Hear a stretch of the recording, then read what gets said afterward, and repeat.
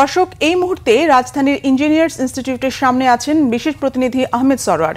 জশ্নে জুলুসের আয়োজন সম্পর্কে জানতে সরাসরি চলে যাচ্ছি তার কাছে।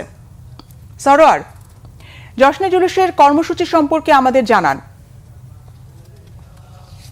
হ্যাঁ, কিছুক্ষণ আগে এই যে আমরা এখন যেখানে আছি ইঞ্জিনিয়ার্স ইনস্টিটিউটে, এখানে আশেকানে গাউসিয়া, রহমানিয়া, মইনিয়া, শহীদিয়া, মাইজ ভান্ডারিয়া অর্থাৎ ফটিকছড়ির মাইজ ভান্ডারা শরীফের একজন তারা অংশ, তাদের এই প্রোগ্রাম শুরু হয়েছে কিছুক্ষণ আগে। অল্প কিছুক্ষণের মধ্যে তারা জুলুস শুরু করবে।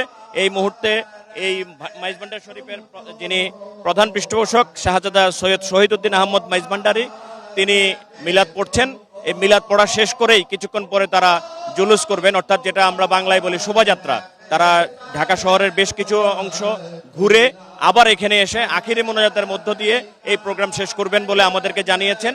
কিছুক্ষণ আগে তারা রাসূলুল্লাহ সাল্লাল্লাহু আলাইহি ওয়াসাল্লামের জীবনী নিয়ে আলোচনা করেছেন, কি তার কর্মময় দিনগুলো আলোচনা করে তারা যাদের মুসলিমদেরকে প্রতি আহ্বান জানিয়েছেন আমরা যেন ফরজের পাশাপাশি অবশ্যই সুন্নতগুলো পালন করি।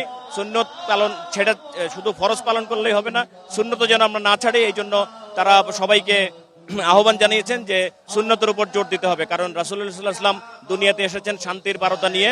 আজকে আমরা তার সুন্নত ছেড়ে দিয়েছি বলেই, তার আচার আচরণ, তার দিন দুনিয়া, তার যে ইবাদত বন্দিগি ছিল সেগুলো ছেড়ে দিয়েছি বলেই আসলে দুনিয়াতে এত সমস্যা, মুসলমানদের মধ্যে এত ঝামেলা।